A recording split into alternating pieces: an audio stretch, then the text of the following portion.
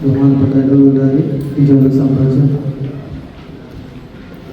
പ്രിയ മാതാപിതാക്കളെ, സ്നേഹപരനാകുന്ന സമയം അതിക്രമിച്ചെന്നറിയാം. നിശുദ്ധമായ കർത്തവ്യം 2 മിനിറ്റ് കൊണ്ട് പൂർത്തീകരിച്ച് ഞാൻ എൻ്റെ പ്രസംഗം അവസാനിപ്പിക്കും. ഇന്ന് നാം വായിച്ചു കേട്ട വേദഭാഗം വിശുദ്ധ മത്തായി ശ്ലീഹയുടെ സുവിശേഷം 21-ാം അധ്യായം 28 മുതൽ 32 വരെയുള്ള വാക്യങ്ങളാണ്. വളരെ ചെറിയ വേദഭാഗമാണ്, എങ്കിലും വളരെ ആഴത്തിൽ ചിന്തിക്കേണ്ട 2 കാര്യങ്ങൾ കൃത്യമായി ദൈവത്തിൻ്റെ ഉമ്മയിലൂടെ പറയുന്ന ഒരു വേദഭാഗം തന്നെയാണ്. എൻ്റെയും നിങ്ങളുടെയും ജീവിതത്തിൽ നാം ക്രൈസ്തവരെന്ന് അഭിമാനം കൊള്ളുന്നു. ഞാൻ ക്രിസ്ത്യാനിയാണ്, ഞാൻ ഓർത്തഡോക്സുകാരനാണ്, ഞാൻ ദിവസവും പള്ളിയിൽ പോകുന്നു, ഞാൻ ദൈവത്തെ അറിയുന്നു, എൻ്റെ ഒപ്പം ദൈവമുണ്ട് എന്ന് ഞാനും നിങ്ങളും ഏറ്റുപറയുന്ന ഓരോ നിമിഷത്തിലും ദൈവം നമ്പരാനുഭവമേലെ നമ്മളെ ഓർപ്പിക്കുന്ന 2 ചെറിയ കാര്യങ്ങളോട് ഞാൻ നിങ്ങളുടെ മനസ്സിലേക്ക് കൊണ്ടുവന്ന് എൻ്റെ വാക്കുകളെ അവസാനിപ്പിക്കാം. യേശുക്രിസ്തുവിനോട് പറയുന്നത്, ഒരു പിതാവിന് 2 പുത്രന്മാരുണ്ടായിരുന്നു. ആ പുത്രന്മാരോട് പിതാവ് പറയുകയാണ്, നീ എൻ്റെ വയലിലേക്ക് വേലയ്ക്കായി പോവുക. അപ്പോൾ ആദ്യത്തെ മകൻ എന്താ പറഞ്ഞത്? നിങ്ങൾ കേട്ടായിരുന്നോ? ബൈബിൾ വായിച്ചപ്പോൾ എന്താ ആദ്യത്തെ മകൻ പറഞ്ഞത്? ഞാൻ പോകാമെന്ന് പറഞ്ഞു, അല്ലേ? ഞാൻ പോകാം അപ്പ എന്ന് പറഞ്ഞു. രണ്ടാമത്തെ മകൻ എന്താ പറഞ്ഞത്? ഞാൻ പോകില്ല, അല്ലേ? ആദ്യം മകൻ പറഞ്ഞു ഞാൻ പോകാം അപ്പ, രണ്ടാമത്തെ മകൻ എന്താ പറഞ്ഞു? ഞാൻ പോകില്ല. ഈ 2 മക്കളെയും പ്രതികരിക്കുന്നത് നമ്മൾ ഓരോരുത്തരുമാണ്. ഇതിൽ ആരാണ്, ഇതിലേതാണ് നാം എന്ന് ചിന്തിക്കുക. ദൈവം നമ്മളോട് ഒരു കാര്യം പറയുമ്പോൾ നാം അത് ദൈവത്തിൻ്റെ വാക്കുകളെ അനുസരിച്ച് ചെയ്യുന്നവരായി മാറുന്നവരാണോ എന്ന് ചിന്തിക്കുക. എൻ്റെ നിങ്ങളുടെ ജീവിതത്തിൽ വാക്കുകളിലൂടെ നാം പലതും പറയും, അല്ലേ? പ്രതിജ്ഞകൾ പലതും എടുക്കും, തീരുമാനങ്ങൾ പലതും നമ്മൾ ചെയ്യാമെന്ന് തീരുമാനിക്കും, ദൈവത്തോട് പറയും. പക്ഷേ അത് പ്രാവർത്തികമാക്കുന്നത് വളരെ ചുരുക്കമാണ്. ഞാൻ ഉൾപ്പെടുന്ന സമൂഹത്തിൽ തന്നെയാണ് ഞാൻ കുറ്റപ്പെടുത്തുന്നത്. ഒരുപക്ഷെ നമ്മുടെ ജീവിത സാഹചര്യം കൊണ്ടോ ആരോഗ്യപരമായ പ്രശ്നങ്ങളുണ്ടോ ഒക്കെ നമുക്ക് പല കാര്യങ്ങളും ദൈവത്തോട് നമ്മുടെ ആവശ്യങ്ങൾക്കായിട്ട് ദൈവത്തോട് നമ്മൾ ഇന്നത് ചെയ്താമെന്ന് നമ്മൾ പറയുകയും പിന്നീട് നമ്മളത് ചെയ്യാതിരിക്കുകയും ചെയ്യുന്ന ഒരു അനുഭവം. അതാണ് ദൈവം തമ്പുരാൻ നമ്മളെ പഠിപ്പിക്കുന്ന ഈ 2 മക്കളുടെ പ്രവർത്തനങ്ങളിലൂടെ. ഒന്നാമത്തെ വ്യക്തമായിട്ട് പറയുന്നുണ്ട്, ഞാൻ പോകാം, അല്ലേ? നാം പറയുന്ന പോലെ തന്നെയാണ്, ഞാൻ പോകാം അപ്പ എന്ന് കൃത്യമായി അപ്പനോട് പറയുകയാണ്. പക്ഷെ അവൻ പോയില്ല. രണ്ടാമത്തെ മകനോട് അവനോട് പറഞ്ഞു പോകാമെന്ന് ചോദിച്ചു, അവൻ പറയുന്നത് പോകുന്നില്ല.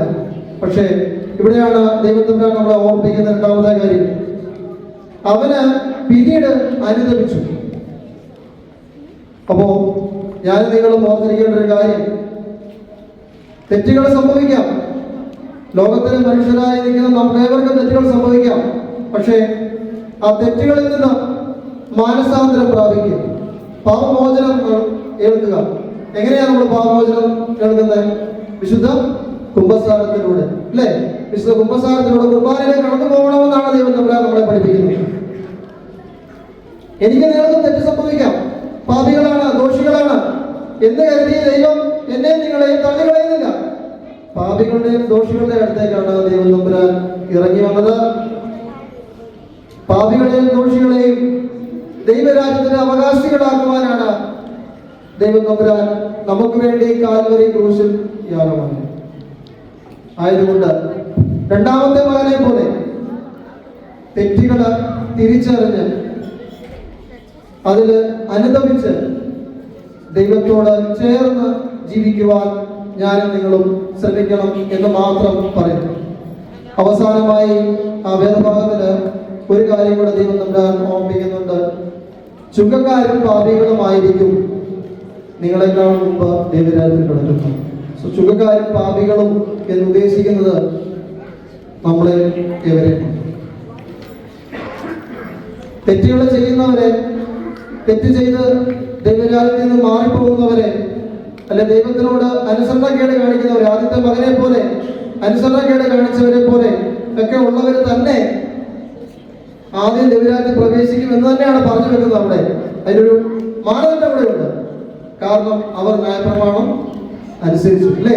എന്താ പറയുന്നത്? വചനം കേട്ട് അനുസരിച്ചു. അപ്പം നാം ചെയ്യേണ്ടത് അത് തന്നെയാണ് അല്ലെ? കുഞ്ഞുങ്ങളൊന്ന് ശ്രദ്ധിച്ചേ, നിങ്ങളുടെ സൺഡേ സ്കൂളിന്റെ അവധി കഴിഞ്ഞുള്ള തുടക്ക ദിവസമാണ് അല്ലേ? അപ്പോ നിങ്ങളുടെ ജീവിതത്തിൽ നിങ്ങൾ ആലോചിക്കുക, നിങ്ങളുടെ പപ്പായ മമ്മയൊക്കെ നിങ്ങളോട് പറയും അല്ലേ, ഇത് ചെയ്യരുത് അത് ചെയ്യരുതെന്നൊക്കെ പറയും അല്ലേ? അപ്പൊ നമ്മളെന്താ പറയും? ഇല്ല പപ്പ, ഇല്ല പപ്പ ഞാൻ ചെയ്യത്തില്ലെന്നാ പറയുന്നത് അല്ലേ? ആദ്യം പറയാൻ ചെയ്യത്തില്ല എന്ന് തന്നെ പറയും. എന്നിട്ട് അവരങ്ങോട്ട് മാറി കഴിയുമ്പോൾ നമ്മൾ എന്ത് ചെയ്യും? അത് തന്നെ ശരിയല്ലേ? ടി വി കാണരുതെന്ന് പറഞ്ഞാൽ അന്നേരം ഓഫ് ചെയ്തോളൂ.